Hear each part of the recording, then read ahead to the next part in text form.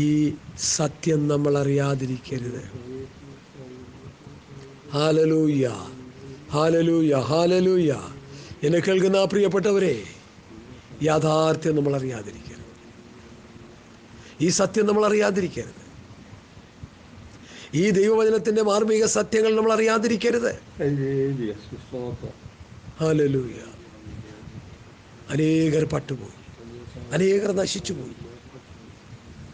ഇവിടെ പാട്ടും പാടി തുള്ളിച്ചാടി ഞങ്ങളും സ്വർഗത്തിലേക്ക് പോകാൻ ഒരുങ്ങിയിരിക്കാന്നൊക്കെ പറഞ്ഞ് പാട്ടും പാടി തുള്ളിച്ചാടി ബഹളം വെച്ചൊക്കെ നടന്ന അത് യാഥാർത്ഥ്യമായില്ലെങ്കിൽ അവസ്ഥ എന്താണ്? എൻ്റെ ചോദ്യം അതാണ്. നമ്മുടെ ആത്മീകതയെ ദൈവം തൂക്കി നോക്കും. ഇസ്രായേലിനെ ദൈവം തൂക്കി നോക്കി അല്ലേ? നെബൂഖദ്നേസർ രാജാവിനെ ദൈവം തൂക്കി നോക്കി. പലരെയും തൂക്കി നോക്കി.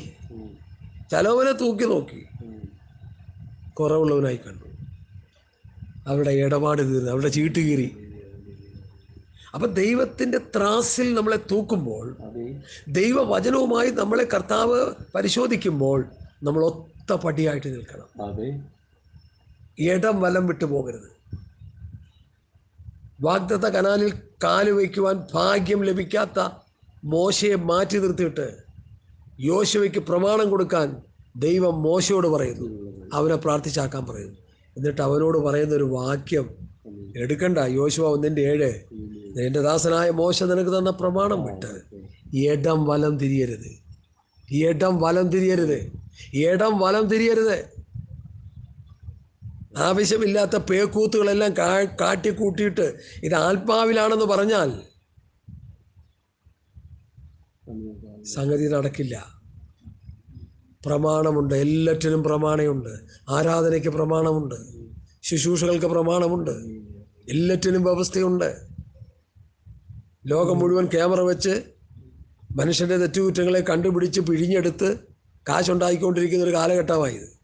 ഈ ക്യാമറ ഇല്ലായിരുന്നെങ്കിൽ ഗവൺമെൻറ്റിന് ഇത്രയും കോടി കാശ് കിട്ടത്തില്ല. ഇപ്പം ഇതുള്ളതുകൊണ്ട് എന്ത് ചെയ്യാതറിയോ? എല്ലാം ഞങ്ങളുടെയും പോയി 500 രൂപ വെറ്റിടാതെ പോയതുകൊണ്ട്.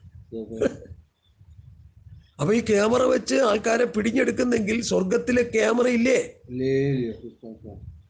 പാസ്റ്റർമാരും സുവിശേഷകന്മാരും കാണിക്കുന്നതൊക്കെ ദൈവം കണ്ടില്ലെന്നാണോ നമ്മൾ വിചാരിക്കുന്നേ? ഈ ചിന്ത നമ്മളെ ഒന്ന് ഭരിച്ചാൽ നന്ന്.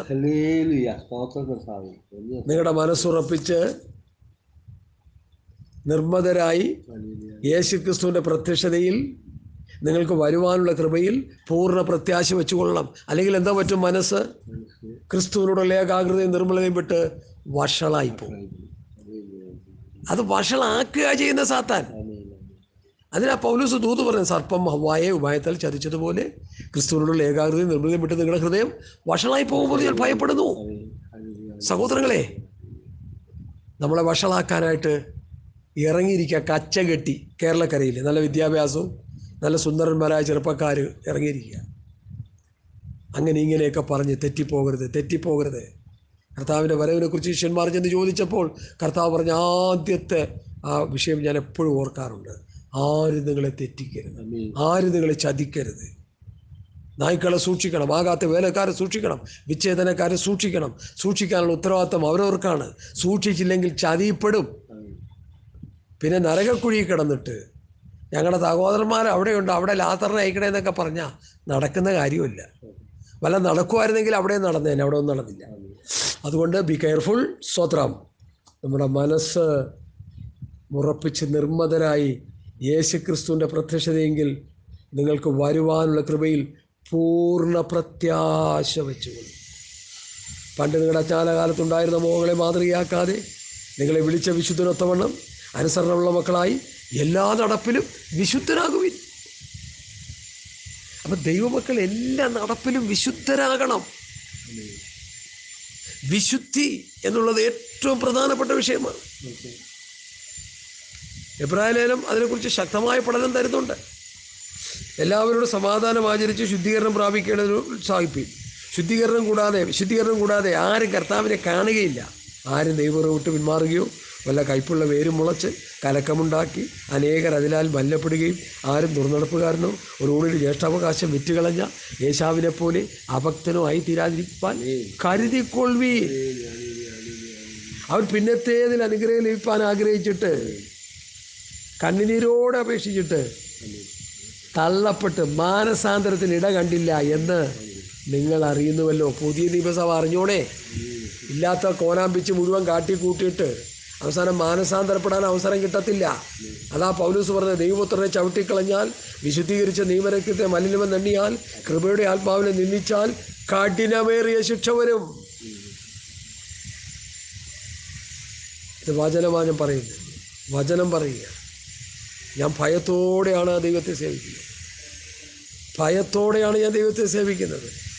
എൻ്റെ വാക്കുകൾ, എൻ്റെ പ്രവർത്തനങ്ങൾ മറ്റുള്ളവർക്ക് ഇടർച്ചയായി തീരുന്നെങ്കിലോ എന്നോർത്ത് ഭയത്തോടെ ഞാൻ ആയിരിക്കുക.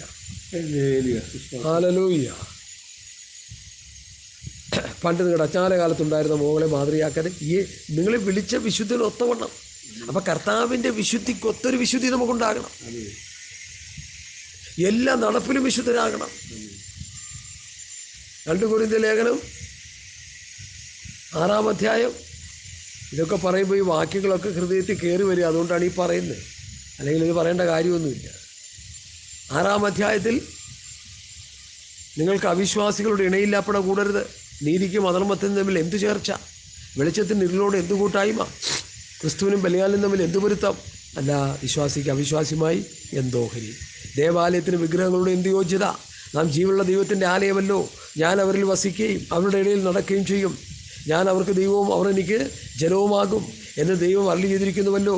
അതുകൊണ്ട് അവരുടെ നടുവിൽ നിന്ന് പുറപ്പെട്ടിരിപ്പീൻ, വേർപെട്ടിരിപ്പീൻ എന്ന് കർത്താവ് അരുളി ചെയ്യുന്നു. അശുദ്ധമായതൊന്നും തുടരുത്.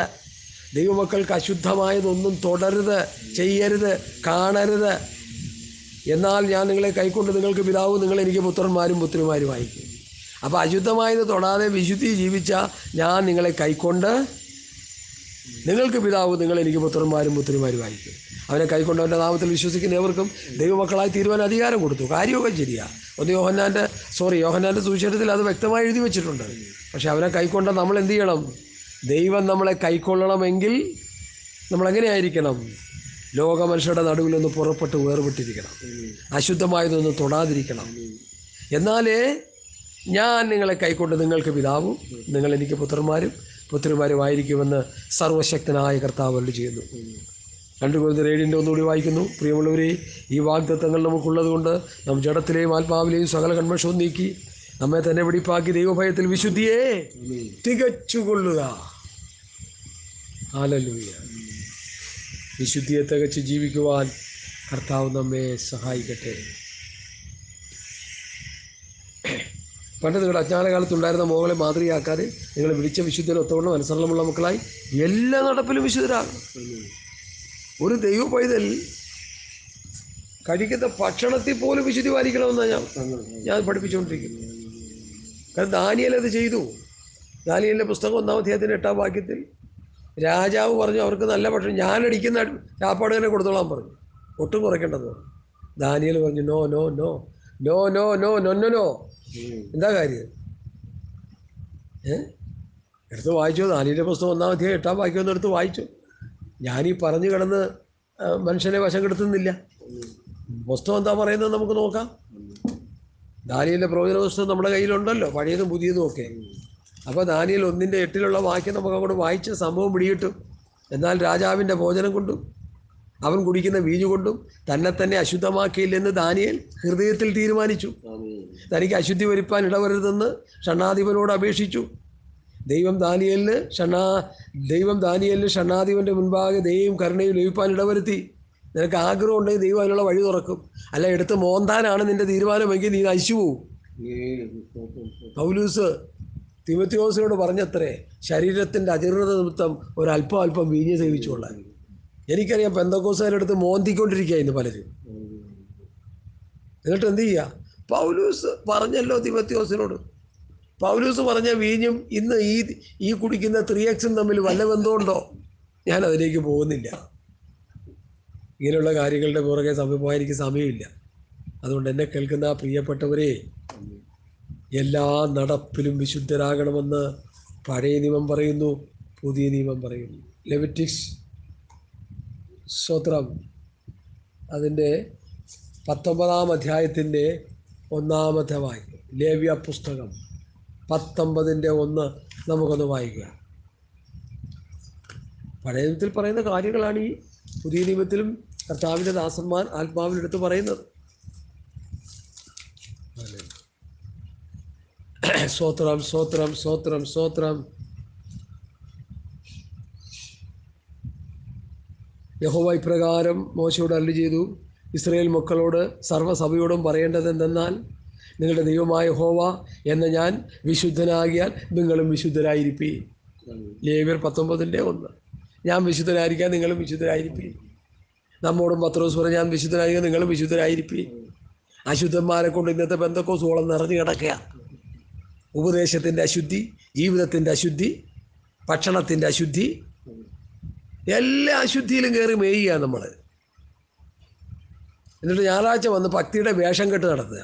വേഷത്തിൽ ഭക്തൻ, നല്ല വെള്ളയിക്കിട്ട് ഭക്തന്മാരായിട്ട് അഭിനയിക്കുക. നിന്റെ മുഖം മൂടി വലിച്ച് ചീന്തുന്നൊരു ദിവസമുണ്ട് സഹോദരാ. ദൈവം വിശുദ്ധനാണ്, നമ്മളും വിശുദ്ധരായിരിക്കണം.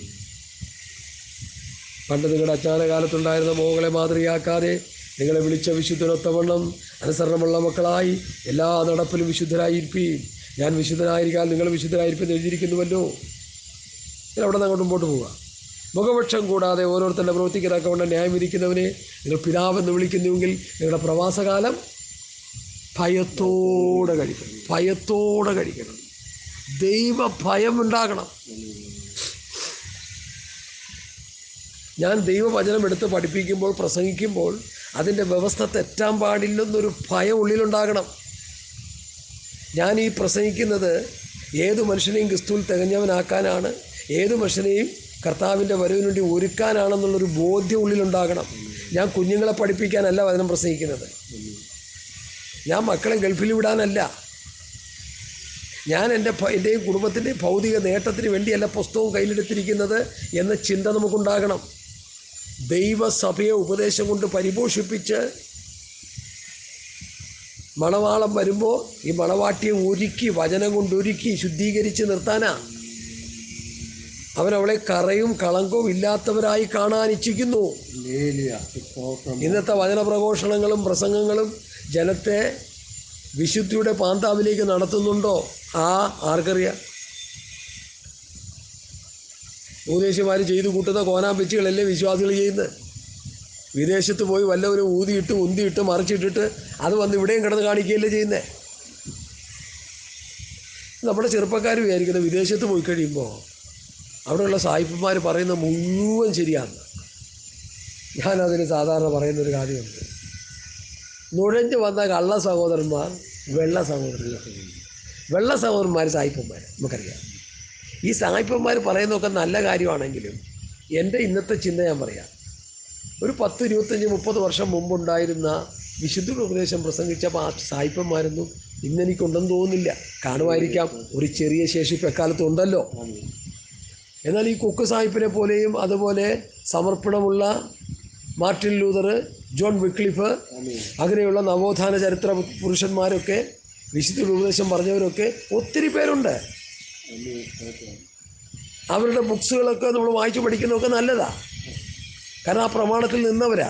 എന്നാൽ ഇന്ന് കാണുന്ന ഈ കള്ള സഹോദരന്മാരും വെള്ള സഹോദരന്മാരും സൂക്ഷിച്ചില്ലെങ്കിൽ നിൻ്റെ കട പറിച്ചു കളയോര്. സൂക്ഷിച്ചാൽ ദുഃഖിക്കണ്ട. ട്രാൻസ്ഫോർമേഷൻ മിഷ്യൻ കൊണ്ടുവന്ന് വെച്ചിട്ട് ഒരു ഇൻഡു ചക്രം ഇട്ട് ഒരു തലയോട്ടിയും വെച്ചിട്ടുണ്ട്. എന്താ കാര്യം? സൂക്ഷിച്ചോളാൻ. അതുപോലെ ഞാൻ പറയുക, ഇവരെയൊക്കെ സൂക്ഷിച്ചോ. ഈ ന്യൂ ജനറേഷനെ സൂക്ഷിച്ചോ, ഇല്ലെങ്കിൽ നിൻ്റെ നിത്യത നരകമായിരിക്കും. പക്ഷേ എന്താ ഇങ്ങനെയൊക്കെ പറയണം? അല്ലെങ്കിൽ എനിക്കിത് പറയാതിരിക്കാൻ പറ്റത്തില്ല. ഞാൻ എൻ്റെ വേലയും കൂലിയൊക്കെ നഷ്ടപ്പെടുത്തി വന്ന് കർത്താവിൻ്റെ വേലയ്ക്ക് വേണ്ടി ജോലി കൊടുത്തപ്പോൾ കർത്താവ് എന്നോട് പറയുന്നത് ഞാൻ പറഞ്ഞുകൊണ്ടിരിക്കുന്നത്. ദുരുപദേശത്തിനെതിരെ ശരിയായ ഖണ്ഡനമാണ് എൻ്റെ പ്രസംഗങ്ങൾ. നല്ലൊരു ശതമാനം നിങ്ങൾക്കറിയാതിരിക്കാം. പല പ്രാവശ്യം അതിനെ റിപ്പീറ്റ് ചെയ്യുന്നതിൻ്റെ കാര്യം എനിക്കറിയാൻ വാക്കുകളില്ലാഞ്ഞിട്ടല്ല, ആശയദാരിദ്ര്യം ഉണ്ടായിട്ടല്ല. ഇത് നിങ്ങൾ കേട്ട് നിങ്ങളുടെ ഹൃദയത്തിൻ്റെ ഉള്ളിലോട്ട് കയറണം. ഞങ്ങളെ ദൈവവചനം പഠിപ്പിച്ച പിതാക്കന്മാർ ആദ്യം വർഷങ്ങളിൽ ഇതൊന്നും ഞങ്ങളുടെ തലയിലോട്ട് കയറിയില്ല. 3-4-5 വർഷം കയറിയില്ല. കേട്ട് പല ഉരു കേട്ട് പ്രാർത്ഥിച്ചും കേട്ടിരുന്നപ്പോൾ തമ്പി പോകെ പുരിഞ്ചിടുമെന്ന് പണ്ടാരണ്ടം പറഞ്ഞ പോലെ കുറേശ്ശെ കാര്യങ്ങൾ മനസ്സിലായി. അതുകൊണ്ടാണ് ഞാൻ റിപ്പീറ്റേഷൻ ചെയ്യുന്നത്. ആരും വേറെ രീതി ചിന്തിക്കരുത്. പാസ് പറഞ്ഞു തന്നെ പിന്നെയും പറഞ്ഞുകൊണ്ടിരിക്കാനൊക്കെ ചിലത് പറഞ്ഞുകൊണ്ടിരിക്കുക. ഈ പറഞ്ഞതൊക്കെ നിങ്ങൾ മനസ്സിലാക്കുന്നുണ്ടോ? നിങ്ങൾ അതനുസരിച്ച് ജീവിക്കുന്നുണ്ടോ? നിങ്ങൾ അതനുസരിച്ച് വചനത്തിൻ്റെ വിശുദ്ധിയുടെ പാന്താവിലായിരിക്കുന്നുണ്ടോ? ഇല്ലെങ്കിൽ എന്തോ സംഭവിക്കും? മുഖപക്ഷം കൂടാതെ ഓരോരുത്തരുടെ പ്രവൃത്തിക്ക് തക്കവണ്ണം ന്യായം വിധിക്കുന്നവനെ നിങ്ങൾ പിതാവെന്ന് വിളിക്കുന്നെങ്കിൽ നിങ്ങളുടെ പ്രവാസകാലം ഭയത്തോടെ കഴിയണം. മുഖപക്ഷം കൂടാതെ ന്യായം വിധിക്കുന്ന ഒരു ദൈവമുണ്ട്. മോശ പാപം ചെയ്തപ്പോൾ മോശയോട് എന്ത് കാണിച്ചില്ല? മുഖപക്ഷം കാണിച്ചില്ല. സോളമൻ പാപം ചെയ്തപ്പോൾ സോളമനോട് മുഖപക്ഷമൊന്നും കാണിച്ചില്ല. എൻ്റെ കുഞ്ഞ് പ്രാർത്ഥിച്ചെനിക്ക് ജ്ഞാനം വേണമെന്നൊക്കെ പറഞ്ഞതാ. ഞാനവന് ജ്ഞാനമൊക്കെ കൊടുത്തു, എല്ലാം കൊടുത്തു. അവൻ്റെ ജ്ഞാനവും അവൻ പണിത ദേവാലയവും ലെബനോൻ ഇസ്രായേൽ കത്തിക്കാൻ പോവാ. ആ ലെബനോനിൽ നിന്ന് ദേവദാരുക്കളെ കൊണ്ടുവന്ന്, വൻ വൃക്ഷങ്ങളെ കൊണ്ടുവന്ന്, സുഗന്ധദ്രവ്യങ്ങളെ കൊണ്ടുവന്ന് ദേവാലയം പണിത് ദൈവത്തിൻ്റെ തേജസ് ശലോമൻ പ്രാർത്ഥിച്ചപ്പോൾ അതിലിറങ്ങി വസിച്ചു. നിൻ്റെ ജനമായ ഇസ്രായേൽ കഷ്ടത്തിലാകുമ്പോൾ, കണ്ണുനീരിലാകുമ്പോൾ, ദുഃഖത്തിലാകുമ്പോൾ, ശത്രു അവരെ പീഡിപ്പിക്കുമ്പോൾ ഈ ദേവാലയത്തിന് നേരെ പ്രാർത്ഥിക്കുമ്പോൾ അവരുടെ പ്രാർത്ഥന കേൾക്കണമെന്ന് പറഞ്ഞത് കർത്താവ് അടിയിൽ ഒപ്പുവെച്ചു കൊടുത്തു. യെസ്, ഞാൻ കേട്ടോളാം. കർത്താവ് കേട്ടു, ജനത്തെ എവിടെ വെച്ചു. പക്ഷെ ഈ ചെയ്തു വെച്ച പുള്ളി എവിടെ പോയി? മുഖപക്ഷം കൂടാതെ ഓരോരുത്തൻ്റെ പ്രവൃത്തിക്ക് തക്കവണ്ണം പ്രതിഫലം കൊടുക്കുന്നവനെ നിങ്ങൾ പിതാവെന്ന് വിളിക്കുന്നവരുടെ പ്രവാസകാലം ഭയത്തോടെ കഴിച്ചോളൂ. വേദോസ്തം കൈ കിട്ടി ഞെട്ടിക്കപ്പെട്ടെന്ന് പറഞ്ഞ് വായി വരുന്നതൊക്കെ വിളിച്ചു പറഞ്ഞ് വ്യവസ്ഥ വിട്ട് ജനത്തെ പഠിപ്പിച്ച് ജനത്തെ നശിപ്പിച്ച് നരകയോഗ്യരാക്കിയാലുണ്ടല്ലോ, ദൈവത്തിൻ്റെ മുൻപാകെ നീ പിടിക്കപ്പെടും. അത് ഞാൻ പണ്ട് പറഞ്ഞൊരു ഭാഷയാണ്. ദൈവത്തിൻ്റെ FIR നിൻ്റെ ജീവിതത്തിൽ വീഴും. അതിനെ മാറ്റാൻ ഒരു മനുഷ്യനും കഴിയത്തില്ല. ഇവിടെ വീടുന്ന FIR ഒക്കെ രാഷ്ട്രീയ സ്വാധീനം ഉപയോഗിച്ച് മാറ്റാവുന്നേ. ഇതിൻ്റെ പഴുതുകൾ ഇഷ്ടം പോലെ ഉണ്ടെന്നേ. ജോലിക്ക് പ്രാവീണ്യം നേടിയവർ ടെക്നിക്കൽ ജോബ് പഠിച്ച് അല്ലാത്ത സബ്ജക്റ്റുകളെടുത്തൊക്കെ പഠിച്ച് നല്ല പ്രാവീണ്യം നേടിയവർ എംപ്ലോയ്മെൻറ്റിൽ കാർഡ് രജിസ്റ്റർ ചെയ്തിട്ട് അവർ ജോലിക്ക് വേണ്ടി യാചിച്ചുകൊണ്ട് നിൽക്കുമ്പോൾ പിൻവാതിലിലൂടെ നിയമം നടത്തുന്ന ആൾക്കാരല്ലേ നമ്മളെ ഭരിക്കുന്നത്. കോഴ മേടിച്ച് പുറകിലൂടെ ജോലി കൊടുക്കുന്നവരല്ലേ. വിദ്യാഭ്യാസ മന്ത്രിക്ക് വിദ്യാഭ്യാസമില്ല. വിദ്യാഭ്യാസ മന്ത്രിയുടെ ഭാര്യയുടെ ശമ്പളം കേട്ടാൽ ഞെട്ടിത്തിരിക്കുന്നവൾ. ഞാൻ എന്തിനിത് പറഞ്ഞെന്ന് വെച്ചാൽ അവരെയൊക്കെ അവഹേളിക്കാൻ പറയുന്നില്ല. ഈ ലോകം ഇങ്ങനെയാ. ദൈവമക്കളാകുന്ന നമ്മൾ മര്യാദയ്ക്ക് ജീവിക്കണമെന്നായി പറഞ്ഞു വരുന്നില്ല.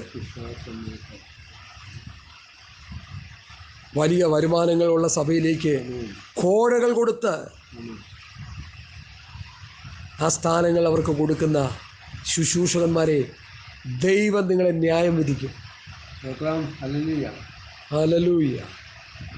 ഈ വാക്യം എന്നെ കൊണ്ട് പറയിക്കുക. അതാ പറയുന്നത്. മുഖപക്ഷം കൂടാതെ ഓരോരുത്തൻ്റെ പ്രവൃത്തിക്ക് തക്കവണ്ണം ന്യായം വിധിക്കുന്നവനെ നിങ്ങൾ പിതാവെന്ന് വിളിക്കുന്നെങ്കിൽ നിങ്ങളുടെ പ്രവാസകാലം ഭയത്തോടെ കഴിക്കണം. ഭയത്തോടെ. അടുത്ത വാക്യത്തിലേക്ക് ഞാൻ വരിക. വ്യർത്ഥവും പുതുപാരമ്പര്യമായ നിങ്ങളുടെ നടപ്പിൽ നിന്ന് നിങ്ങൾ വീണ്ടെടുത്തിരിക്കുന്നത് പൊന്ന് വെള്ളി മുതലായ അഴിഞ്ഞു പോകുന്ന വസ്തുക്കളെ കൊണ്ടല്ല, ക്രിസ്തു എന്ന നിർദോഷവും നിഷ്കളങ്കവുമായ കുഞ്ഞാടിൻ്റെ വിലയേറിയ രക്തം കൊണ്ടത്രേ. ഈ വിഷയം സംസാരിക്കുമ്പോൾ ഞാൻ മുമ്പ് പ്രസംഗിച്ച, ദീർഘ ദിവസങ്ങൾക്ക് മുമ്പ് ആഴ്ചകൾക്ക് മുമ്പ് അങ്ങാണ്ട് പ്രസംഗിച്ച ഒരു വിഷയം എൻ്റെ ഹൃദയത്തിൽ കയറി വരിക. അത് ക്ലിയർ ചെയ്തു പോകാൻ, അതിനൊരു ക്ലാരിറ്റി കൊടുക്കാൻ വേണ്ടി ഞാൻ അല്പസമയം ഒന്നെടുത്തോട്ടെ. അതിന് 1 കൊരിന്ത്യർ ലേഖനം 3-ാം അധ്യായത്തിൻ്റെ 10 മുതൽ 15 വരെയുള്ള വാക്യം ഒന്ന് വായിച്ചേ. 1 കൊരിന്ത്യർ ലേഖനം 3-ാം അധ്യായത്തിൻ്റെ 10 മുതൽ 15 വരെയുള്ള വാക്യം ഇടയിൽ വായിക്കും. സമയമില്ല, ഒരു 10 മിനിറ്റ് കൂടെ ഉള്ളൂ ഇനി. 1 കൊരിന്ത്യർ ലേഖനം 3-ാം അധ്യായം. എനിക്ക് ലഭിച്ച ദൈവകൃപയ്ക്കൊത്തവണ്ണം ഞാൻ ഉള്ളൊരു പ്രധാന ശക്തിയായി അടിസ്ഥാനമിട്ടിരിക്കുന്നു. മറ്റൊരുത്തൻ മീതെ പണിയുന്നു, താൻ എങ്ങനെ പണിയുന്നു എന്ന് ഓരോരുത്തരും നോക്കിക്കൊള്ളട്ടെ. യേശുക്രിസ്തു എന്ന ഇട്ടിരിക്കുന്ന അടിസ്ഥാനമല്ലാതെ മറ്റൊന്നിടുവാൻ ആർക്കും കഴിയുകയില്ല. ഈ അടിസ്ഥാനത്തിൽ ആ അടിസ്ഥാനത്തിന്മേൽ ആരെങ്കിലും പൊന്ന്, വെള്ളി, വിലയേറിയ കല്ല്, മരം, പുല്ല്, വൈക്കോൽ എന്നിവ പണിയുന്നുവെങ്കിൽ അവനവൻ്റെ പ്രവൃത്തി വെളിപ്പെട്ടു വരും. ആ ദിവസം അതിനെ തെളിവാക്കും. അത് നീതിയോടെ വെളിപ്പെട്ടു വരും. അത് തീയോടെ വെളിപ്പെട്ടു വരും. ഓരോരുത്തരുടെ പ്രവൃത്തി ഇന്ന വിധം എന്ന് തന്നെ ശോധന ചെയ്യും. തീ തന്നെ ശോധന ചെയ്യും. അടുത്ത് ഒരുത്തൻ പണിത പ്രവൃത്തി നിലനിൽക്കുമെങ്കിൽ അവന് പ്രതിഫലം കിട്ടും. ഇല്ലെങ്കിൽ ഒരുത്തൻ്റെ പ്രവൃത്തി വെന്തു പോയെങ്കിൽ അവന് ഛേദം. മതി. ഈ ഭാഗം ഞാൻ പഠിപ്പിച്ചപ്പോൾ നിങ്ങളോട് പറഞ്ഞു എന്ന് നോക്കുക, എത്ര പേര് ശ്രദ്ധിച്ചു എന്ന് എനിക്കറിയത്തില്ല. ഇവിടെ പത്രോസ് പറയുന്ന ഈ ഭാഗം ഒന്ന് ശ്രദ്ധിച്ചോളാം. എന്താ കാര്യം? വ്യർത്ഥവും പുതുപാരമ്പര്യവുമായി നടപ്പിൽ നിന്ന് നിങ്ങൾ വീണ്ടെടുത്തിരിക്കുന്നത് വെള്ളി, പൊന്ന് മുതലായ അഴിഞ്ഞു പോകുന്ന വസ്തുക്കളെ കൊണ്ടല്ല. ഇവിടെ 6 കൂട്ടം കാര്യങ്ങൾ പൗലോസ് പറയുന്നുണ്ട്. യേശുക്രിസ്തുവാകുന്ന മൂലക്കല്ലിനോട് ചേർത്ത് പണിയപ്പെടുന്ന കല്ലിനെ കുറിച്ചാണ് ഇവിടെ പറയുന്നത്. അത് പത്രോസിൻ്റെ ലേഖനം 1-ാം അധ്യായം 1-ാം ലേഖനം 2-ാം അധ്യായത്തിൻ്റെ 4 മുതൽ 8 വരെയുള്ള വാക്യത്തിൽ യേശുവിൻ്റെ അടുക്കൽ വന്ന് ജീവൻ പ്രാപിച്ച കല്ല്, അതാണ് പൗലോസ് ഇവിടെ പറയുന്നത് വിലയേറിയ കല്ല്. യേശുവിൻ്റെ അടുക്കൽ വന്ന് ജീവൻ പ്രാപിച്ച് ഈ കല്ല് കൊണ്ട് മാത്രമേ സഭ പണി നടക്കത്തുള്ളൂ. കണ്ട വഴിയെ പോകുന്നവരൊക്കെ കൊണ്ട് സഭ പണിതാൽ ഇങ്ങനെ ഇരിക്കും. പോലീസ് സ്റ്റേഷനിൽ നിന്ന് കയറി ഇറങ്ങാൻ നേരം കാണത്തില്ല, ഒത്തുതീർപ്പിനെ നേരം കാണത്തുള്ളൂ. Hallelujah, hallelujah, hallelujah. പണ്ടൊരു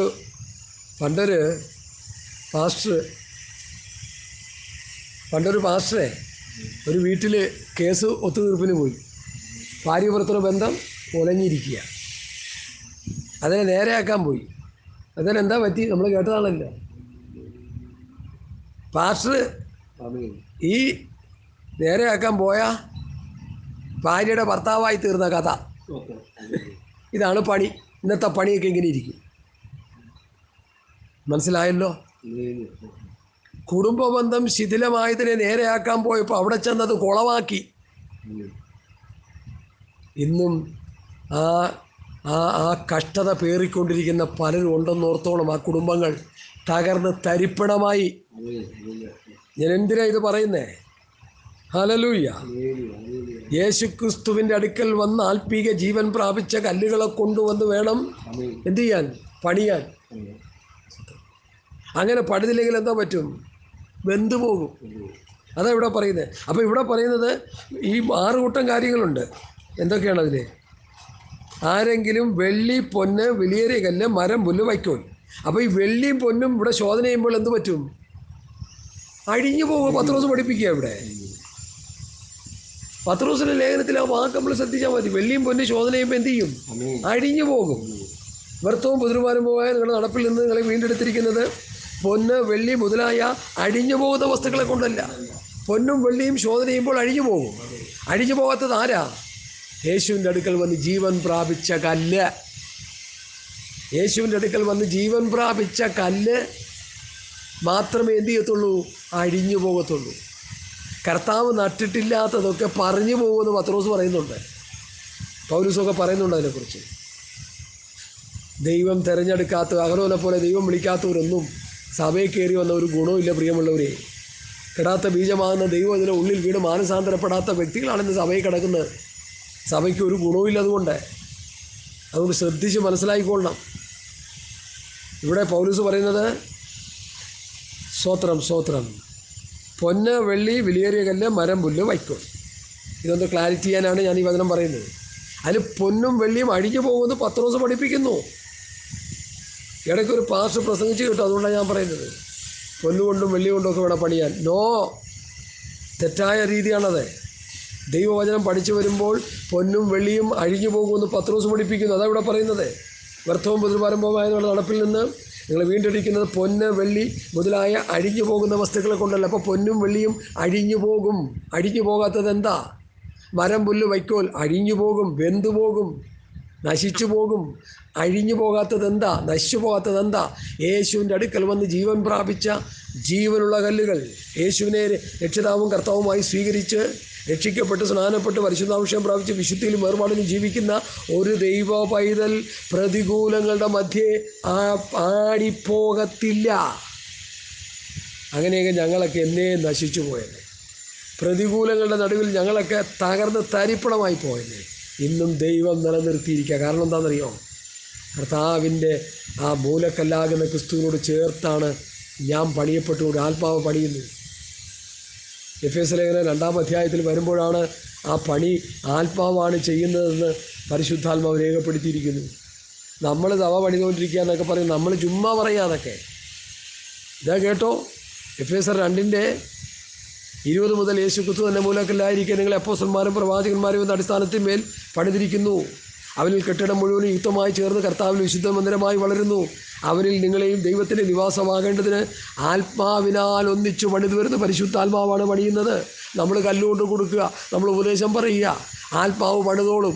വചനം വിശ്വസിക്കുന്നവരെ പരിശുദ്ധാത്മാവ് പണിതെടുക്കും. ഞാൻ എൻ്റെ സഭയെ പണിയും, പാതാള ഗോപുരം അതിനെ ജയിക്കുകയില്ല. കർത്താവാണ് സഭ പണിയും, നമ്മളൊന്നുമല്ല. നമ്മളതിൻ്റെയൊക്കെ വേലക്കാരാണ്. കൊരിന്ത്യർ ലേഖനം പഠിപ്പിക്കുന്നല്ലോ, ഞാൻ നട്ടു, അപ്പൊല്ലോസ് നനച്ചു.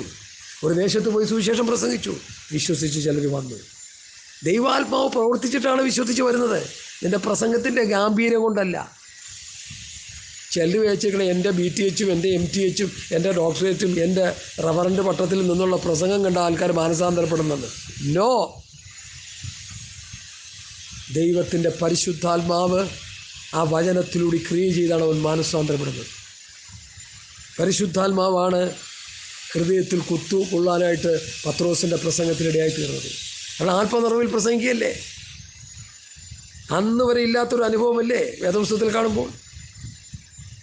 പത്രോസിൻ്റെ പ്രസംഗത്തിലല്ലേ ജനം മാനസാന്തരപ്പെട്ടത്. പുതിയ നിയമസഭയുടെ ആവിർഭാവം അവിടെയല്ലേ. അവർ അപ്പോസ്തലന്മാരുടെ ഉപദേശം കേട്ട് കൂട്ടായ്മ വരച്ച് അപ്പം തുറക്കി പ്രാർത്ഥന കഴിച്ച് വന്നു എന്നല്ലേ എഴുതിയിരിക്കുന്നേ. അവരെ കർത്താവ് തൻ്റെ സഭയോട് ചേർത്തു എന്നല്ലേ എഴുതിയിരിക്കുന്നേ. ഇതൊക്കെ നമ്മൾ കുറിപ്പെട്ട കാര്യങ്ങളാണ്, പഠിച്ചെടുത്തോണം. വല്ലതുമൊക്കെ വല്ലയിടത്തും വല്ലതുമൊക്കെ പറയണ കേട്ട് പ്രസംഗിക്കുകയും മുന്നോട്ട് പോവുകയും ചെയ്താൽ എന്താ സംഭവിക്കുമെന്ന് ചോദിച്ചാൽ അബദ്ധത്തിൽ ചെന്ന് ചാടും. അവസാനം ശോധന കഴിയുമ്പോൾ എന്ത് പറ്റും? വെള്ളി, പൊന്ന്, മരം, പുല്ല്, വൈക്കോൽ അഴിഞ്ഞു പോകും. വിലയേറിയ കല്ലേതാ? യേശുവിൻ്റെ അടുക്കൽ വന്ന് ജീവൻ പ്രാപിച്ച കല്ല്. അത് പത്രോസിൻ്റെ ലേഖനത്തിലുള്ളതുകൊണ്ട് അതും അങ്ങ് പറഞ്ഞേക്കാൻ വേണമെങ്കിൽ അപ്പോൾ സംഭവം ക്ലിയർ ആവുമല്ലോ. 1 പത്രോസ് 2:4 മുതൽ മനുഷ്യർ തള്ളിയതെങ്കിലും ദൈവസന്നിധി ശ്രേഷ്ഠവും മാന്യമായ ജീവനുള്ള കല്ലായ അവൻ്റെ അടുക്കൽ വന്നിട്ട് നിങ്ങളും ജീവനുള്ള കല്ലുകളെന്ന പോലെ അപ്പോൾ യേശുവിൻ്റെ അടുക്കൽ വന്ന് നമ്മൾ ജീവൻ പ്രാപിക്കുക. യേശു ജീവനുള്ള ദൈവത്തിൻ്റെ പുത്രനായ ക്രിസ്തു എന്ന് വിശ്വസിക്കുമ്പോൾ നമ്മളിൽ ആത്മീക ജീവൻ വരികയാണ്. സ്വത്രം, നിങ്ങളും ജീവനുള്ള കല്ലുകളെന്ന പോലെ ആത്മീയഗ്രഹമായി യേശുക്രിസ്തു മുഖാന്തരം ദൈവത്തിന് പ്രസാദമുള്ള ആത്മീയാഗം കഴിപ്പാൻ തക്ക വിശുദ്ധ പുരോഗമനമാണ്ടതിന് പതിയെ പണിയപ്പെടുന്നു. ഞാൻ ശ്രേഷ്ഠവും മാന്യമായ മൂലക്കല്ല് സിയോനിലിടുന്നു, അവന് വിശ്വസിക്കുന്ന ഒരുത്തനും ലജ്ജു പോകില്ല. അപ്പോൾ ഈ മൂലക്കല്ലായ യേശുക്രിസ്തുവിൽ വിശ്വസിച്ച് പണിയപ്പെട്ടാൽ, ആ മൂലക്കല്ലിനോട് ചേർത്ത് പണിയപ്പെട്ടാൽ ലജ്ജിച്ചു പോകില്ല. ഇല്ലെങ്കിലോ ലജ്ജിച്ചു പോകും. ഞാൻ ശ്രേഷ്ഠവും മാന്യമായ മൂലക്കല്ല് സിയോനിലിടുന്നു, അവന് വിശ്വസിക്കുന്നവന് ഒരുത്തനും ലജ്ജിച്ചു പോകില്ല. ഞാൻ തിരുവഴുത്തിൽ കാണുന്നുവല്ലോ. വിശ്വസിക്കുന്ന നിങ്ങൾക്ക് ആ മാന്യതയുണ്ട്. കർത്താവിനുള്ള മാന്യത നിനക്കും കിട്ടും. പ്രമാണം വിട്ടാൽ നിന്നെ ചവിട്ടി കൂട്ടും. അത് പണ്ടൊരു വാസ് പറഞ്ഞ പോലെ ഉപ്പ് കാരമില്ലാതെ പോയാൽ എന്തോന്ന് കൊണ്ട് രസം വരുത്താം, നിലത്ത് കളഞ്ഞിട്ട് ചവിട്ടാനല്ലാതെ കൊള്ളത്തില്ല. പണ്ടൊരു വാസ് രക്ഷിക്കപ്പെട്ട് സാധനപ്പെട്ട് അഭിഷേകം പ്രാവശ്യം ശക്തിയോടെ പ്രസംഗിച്ചു. കുറേ കഴിഞ്ഞപ്പോൾ ഇയാളൊരു മദ്യപാനത്തിനൊക്കെ അഡിക്റ്റായി, വെള്ളം കുടിച്ച് എന്താണ്ടും ബഹളമൊക്കെ ഉണ്ടാക്കി. ആൾക്കാരെടുത്തിട്ട് ചവിട്ടി കൂട്ടിയപ്പോൾ ഒരു പാസ്റ്റർ അതിലേ വരിക. പുള്ളി നോക്കുമ്പോൾ അയ്യോ നമ്മുടെ പഴയ പാസ്റ്ററിനല്ലേ ഇട്ട് ചവിട്ടുന്നത്. അപ്പോൾ ഉള്ളിൽ ദൈവത്തിൻ്റെ ആത്മാവ് പറഞ്ഞു, അതെ, ഉപ്പ് കാരമില്ലാതെ പോയാൽ എന്തുകൊണ്ട് രസം വരുത്തും, നിലത്തിട്ട് ചവിട്ടാനല്ലാതെ ഒന്നിനും കൊള്ളത്തില്ല. ഇന്ന് പാസ്റ്റർമാരെ എടുത്ത് ട്രോൾ അടിക്കുമ്പോൾ ചിന്തിച്ചോണം, ലോകം അവരെ ചവിട്ടി കൂട്ടുകയാണെന്ന്. എന്നാ ഞങ്ങളെയൊക്കെ ട്രോൾ അടിക്കാത്ത? ഞങ്ങളീ പറയുന്ന വചനങ്ങളൊന്നും യൂട്യൂബിലില്ലേ? എടുത്ത് കേട്ടിട്ട് അവർ ട്രോൾ അടിക്കട്ടെ. ഞങ്ങൾക്കെതിരെ അവർ ട്രോൾ അടിക്കാൻ പറ്റത്തില്ല. ഞങ്ങളൊന്നും അതിനുള്ളതൊന്നും ഞങ്ങൾ പറയുന്നില്ല. ഈ ഭൂമിയിൽ ആർഭാടമായി ജീവിക്കാനുള്ള കാര്യം ഞങ്ങൾ പറയുന്നില്ല. സ്വർഗത്തിലെ കാര്യങ്ങളാണ് ഞങ്ങൾ പറയുന്നത്. സ്വർഗത്തിലേക്ക് പോകാനുള്ള കാര്യങ്ങളാണ് ഞങ്ങൾ പറഞ്ഞുകൊണ്ടിരിക്കുന്നത്. സ്വർഗത്തെ അയച്ച പരിശുദ്ധാത്മാവിനാൽ ഞങ്ങൾ സുവിശേഷം പറഞ്ഞുകൊണ്ടിരിക്കുക. യേശുക്രിസ്തുവിൽ വിശ്വസിച്ച് ആത്മരക്ഷ പ്രാപിച്ച് സ്വർഗരാജ്യത്തിൽ ചെന്നെത്താനുള്ള വഴിയാണ് ഞങ്ങൾ പറഞ്ഞുകൊണ്ടിരിക്കുന്നത്. അത് എന്നാ ട്രോളടിക്കാനാ? ഞങ്ങളൊരു വിഷയത്തിന് വേണ്ടി പ്രാർത്ഥിക്കാം. അപ്പോൾ അമ്മാമ്മ വന്നു പറഞ്ഞു, പാസ്റ്റർ പ്രാർത്ഥിക്കുക, ഞങ്ങൾ പ്രാർത്ഥിക്കാം.